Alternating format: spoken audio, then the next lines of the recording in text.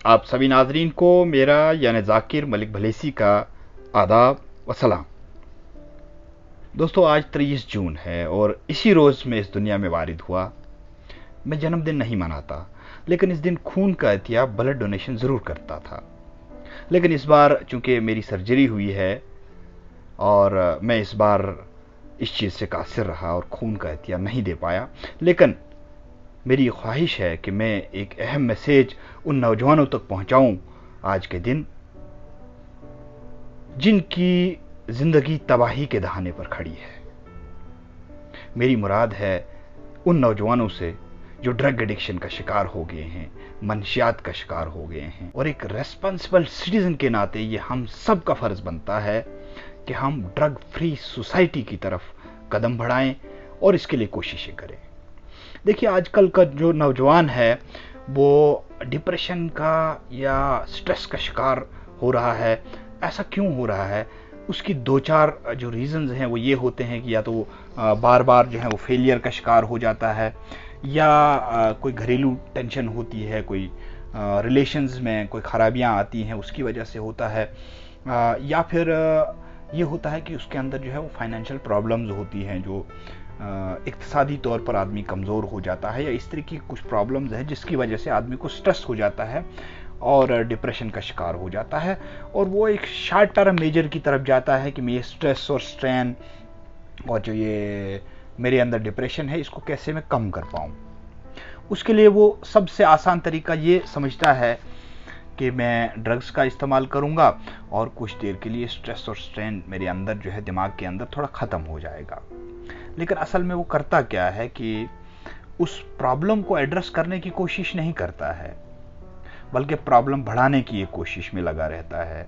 क्योंकि जब वो ड्रग्स लेता है, ड्रग्स से कुछ देर के लिए उसे नींद आ जाती है या बेहोशी के आलम में चला जाता है, और उसकी जो जो फेलियर्स हैं, जो घरों के अंदर रिलेशंस होते हैं और जो फाइनेंशियल प्रॉब्लम्स वगैरह होती हैं, उससे उसका ध्यान थोड़ी देर के लिए हट जाता है और जो थिंकिंग पावर है वो भी उसकी थोड़ी देर के लिए बंद हो जाती है। तो उससे उसको लगता ये है कि मुझे एक रिलीफ मिल रहा है इस प्रॉब्लम से, लेकिन वो असल में रिलीफ नहीं होता है। बड़ा शॉर्ट टर्म रिलीफ होता है, 1 या 2 घंटे के लिए। लेकिन एक बार जब उसको लत लग जाती है उस चीज़ की, तो उसका आदी बन जाता है और वो शॉर्ट टर्म रिलीफ के चक्कर में उसका जो लॉन्ग टर्म रिलीफ होता है उसकी तरफ उसका ध्यान नहीं जाता है। और मैं आपको एक चीज़ बता दूं कि जब आदमी ड्रग्स लेता है तो साइंटिफिक एक इसके अंदर एक बाकायदा जो है वो रिसर्च हुई है कि 1 सेकंड के अंदर 1 लाख सेल्स जो ब्रेन के अंदर होते हैं वो डेड हो जाते हैं इसकी वजह से। तो भैया, जब ब्रेन के अंदर सेल्स ही डेड हो रहे हैं तो फिर ब्रेन किस तरीके से काम करेगा? तो इसलिए ये है कि जो शॉर्ट टर्म हमारे इनिशिएटिव होते हैं इस स्ट्रेस को और डिप्रेशन को कंट्रोल करने के लिए, हमें उनको छोड़ के थोड़ा लॉन्ग टर्म की तरफ जाना पड़ेगा और हमें ये सोचना पड़ेगा कि प्रॉब्लम की असल में सॉल्यूशन क्या है। देखिए, अगर आपका फेलियर हुआ है तो हमारा मार्क जुकरबर्ग, जो आप फेसबुक चलाते हैं, व्हाट्सएप चलाते हैं, ये सारी चीज़ें जो हैं, इसका चीफ एग्जीक्यूटिव ऑफिसर जो है वो मार्क जुकरबर्ग है। वो एक क्लास में फेल हो जाता है और जो उस क्लास में टॉपर होता है वो आजकल फेसबुक की कंपनी में मुलाजिम है और मार्क जुकरबर्ग जो है वो उस कंपनी का मालिक है। कहने का मतलब ये है कि फेलियर जो है वो कोई एंड नहीं होता है। फेलियर एक ऐसा स्टेप है जो सक्सेस के लिए पहला स्टेप माना जाता है। हमें इस चीज को सोचना चाहिए कि हमें अगर फेलियर हुआ है, बार बार फेलियर हो रहा है, तो उसको हम नेगेटिव नहीं लेना चाहिए, उसको हम पॉजिटिव ले लें कि बार बार फेलियर से हमें बार बार एक्सपीरियंस मिल रहा है और बार बार हमें ग्रो होने के लिए एक चांस मिल रहा है। और ऐसी बहुत सारी हमारे पास मिसालें दुनिया के अंदर हैं कि जो बार बार फेल हुए, बार बार फेल हुए, वो आज दुनिया के सबसे बड़े साइंटिस्ट माने जाते हैं। तो फेलियर कोई एंड नहीं है, लोगों को इससे परेशान होने की जरूरत नहीं है। देखिए, आपको गर्लफ्रेंड छोड़ के चलेगी, बॉयफ्रेंड छोड़ के चला गया, तो क्या ये कोई आखिरी इंसान थे जो आपको छोड़ के चले गए? अरे, इससे ऊपर उठ के थोड़ा सोचना पड़ेगा। हिंदुस्तान के अंदर 125 करोड़ लोग रहते हैं भाई। तो ये कोई आखिरी इंसान नहीं थे जो आपको छोड़ के चले गए। आप स्ट्रेस में क्यों गए, आप डिप्रेशन में क्यों गए? आपको खड़ा होना पड़ेगा और सोचना पड़ेगा कि ये आखिरी इंसान नहीं थे, इससे आगे भी बहुत बड़ी लाइफ है, इससे आगे बहुत बड़ी जिंदगी है, बहुत सारे लोग और आपकी लाइफ में आने वाले हैं। इसी तरीके से जो बाकी स्ट्रेस जिनसे पैदा होता है, फाइनेंशियल स्ट्रेस होता है, फाइनेंशियल प्रॉब्लम्स होती है, तो कहीं ना कहीं उसका भी एक सोल्यूशन होता है हमारे पास। लेकिन हम सोल्यूशन की तरफ नहीं जाते हैं, लॉन्ग टर्म सोल्यूशन की तरफ, हम शॉर्ट टर्म सोल्यूशन की तरफ जाते हैं कि थोड़ी देर के लिए हमें जो है टेबलेट खा के, इंजेक्शन लगवा के या फिर अफीम खा के, चरस पी के जो है थोड़ी देर के लिए आराम हो जाएगा, तो हम शॉर्ट टर्म के लिए खुश हो जाएंगे कि भैया अब हमें रिलीफ मिल गया। लेकिन लॉन्ग टर्म के लिए वो आपके सेल्स जो ब्रेन के होते हैं वो डेड कर देता है, आपकी थिंकिंग पावर जो है वो कम होनी शुरू हो जाती है, और अल्टीमेटली एक सोशल स्टिग्मा भी आ जाता है, लोग उसे बुरी नज़र से भी देखते हैं। उनके माँ बाप की एक इज्जत होती है और वो इज्जत की धज्जियां भी हम उड़ाने का काम कर रहे हैं। एक इज्जतदार माँ बाप अपना सर उठा के नहीं चल पा रहा है क्योंकि उसके बच्चे के ऊपर यह स्टिग्मा लगा हुआ है कि वो ड्रग्स का इस्तेमाल करता है। अब जब कोई बच्चा जो है वो ड्रग्स का एडिक्ट हो जाता है, मंशियात का आदी हो जाता है, तो हम कुछ गलतियां भी करते हैं, जैसे रिहेबिलिटेशन सेंटर में डालते हैं या उनको दवाई खिलाने का काम करते हैं, तो उससे हमारा सल्यूशन नहीं होगा। जहां तक मेरा अंदाजा है, जहां तक मेरी राय है, वो ये है कि काउंसलिंग की ज़रूरत है। सबसे बड़ी बात जो इस ड्रग एडिक्शन के मामले में है कि हमें एक दूसरे को समझाना पड़ेगा। जो ड्रग एडिक्ट लोग हैं उन्हें अपने दोस्तों से ज़रूर शेयर करना चाहिए। देखिए, अगर आप छुपाएंगे तो आपकी स्ट्रेस बढ़ जाएगी, आपका डिप्रेशन जो है वो बढ़ जाएगा। तो आपका जो करीबी है, जो आपका भाई है जिसे आप अपनी बात बता सकते हैं, आपका फ्रेंड है जिससे आप अपनी बात बता, उससे ज़रूर आप शेयर करें कि मेरे साथ भैया ये प्रॉब्लम हो रही है, मैं इसका क्या करूँ। तो वो कहीं ना कहीं जो है आपको कोई रास्ता दिखाने की ज़रूर कोशिश करेगा। तो छुपाने की ज़रूरत नहीं है, इसको बताने की ज़रूरत है। आप बताएं एक बार कि हमारे साथ ये प्रॉब्लम हुई है। दुनिया के अंदर हर प्रॉब्लम का सलूशन है, आपकी प्रॉब्लम का भी सलूशन होगा, इसलिए आप दूसरे को बताने का काम करें।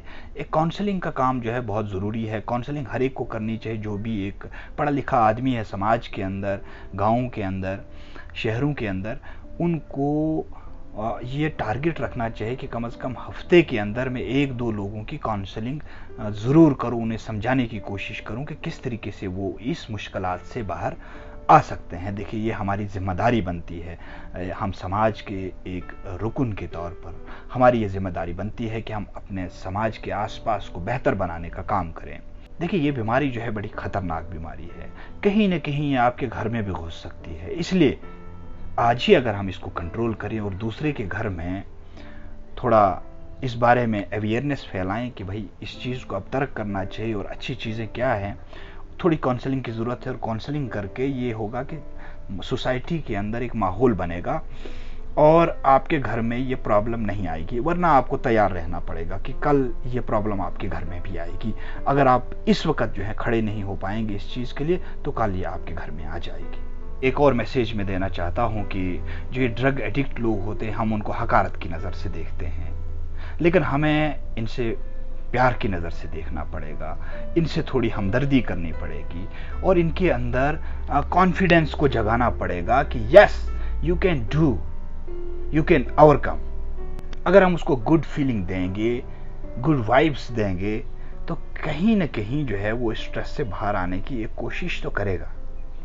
हम उसको गुड फीलिंग ही नहीं दे रहे हैं, हम उसको सोशल स्टिग्मा लगा रहे हैं, हम उसको बुरी नज़र से देख रहे हैं। तो मुझे लगता है कि हमें इस एटीट्यूड को बदलना पड़ेगा। पेरेंट्स का भी रोल बनता है कि वो अपने बच्चे पर नज़र रखें। देखिए, बच्चा जो है जब थोड़ा आइसोलेट होना शुरू हो जाता है पेरेंट्स के साथ, जब वो शाम को लेट जो है घर आना शुरू करता है, जब वो दुखी दुखी सा रहता है और दुखी दुखी गाने सुनता है, पेरेंट्स को समझ जाना चाहिए कि कहीं ना कहीं उनके बच्चे में कोई प्रॉब्लम आ रही है, कोई डिस्टर्ब है सिचुएशन। तो उनको उसी वक्त उसके इलाज के लिए सोचना चाहिए, उसकी काउंसलिंग जो है उसी वक्त करनी चाहिए। हमें अपने बच्चों को इखलाकियात का दर्स देना चाहिए। जब तक ना हमारे बच्चों के अंदर इखलाकियात का दर्स हो, तब तक हमें इन मुश्किलात से जूझना पड़ेगा। पुराने वक्त में जो बुजुर्ग होते थे वो अपने घरों के अंदर अपने बच्चों को एक दूसरे के हुकूक सिखाते थे। वो कहते थे कि कौन सी चीज़ें गलत हैं, कौन सी चीज़ें सही हैं। लेकिन आजकल हमने अपने बच्चों को इंटरनेट की दुनिया में छोड़ दिया है और वो उसी दुनिया में गायब रहते हैं। हमें ये पता नहीं चल पाता है कि वो क्या चीज़ें देख रहे हैं, क्या उनको देखनी चाहिए और क्या नहीं देखनी चाहिए। यानी बच्चों के ऊपर कहीं ना कहीं जो है हमारा कंट्रोल अब निकलता जा रहा है।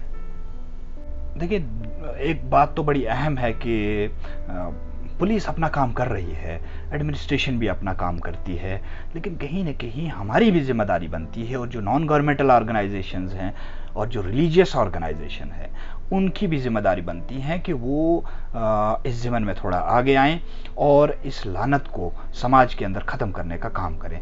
हमें इन लोगों को, जो ये ड्रग एडिक्ट लोग होते हैं, अगर हम ये करें कि इनको पॉजिटिव कामों में थोड़ा इन्वॉल्व करें। देखिए, आजकल जो कोरोना दौर है, इस दौर में लोग जो है वो राशन बांट रहे हैं, ये कर रहे हैं, वो कर रहे हैं, अच्छा काम कर रहे हैं।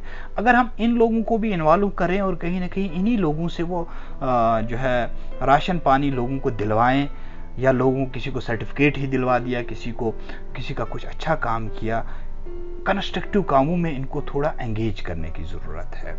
और जब आप इनको स्टेज पे चढ़ाएंगे और इनसे तकरीर कराएंगे ड्रग्स के खिलाफ, जो हमारे समाज के अंदर बुराइयां हैं उनके खिलाफ, जब इनको आप तकरीर करने का मौका देंगे, स्टेज के ऊपर कुर्सी पे बिठा के आप इज्जत देने का काम करेंगे, तो जब तालियां बजेगी ना, तो इनके अंदर एक कॉन्फिडेंस आ जाएगा और एक खुशी होगी। और खुशी का सिग्नल जब ब्रेन में जाता है तो एक पॉजिटिव वाइब जो है वो पैदा हो जाती है, और उस पॉजिटिव वाइब से उसको अच्छा जो है वो लगने लगता है, और वही जो अच्छा लगता है उसी से उसकी ज़िंदगी तब्दील हो सकती है। तो हमें ये करना चाहिए कि जो हमारी एनजीओज़ हैं, जो हमारे ट्रस्ट हैं, जो गवर्नमेंट की एजेंसियां हैं, उन्हें इन लोगों को इन्वॉल्व करके थोड़े अच्छे कामों में, कंस्ट्रक्टिव कामों में लगाना चाहिए। और जब ताली बजेगी तो सब कुछ चेंज हो जाएगा।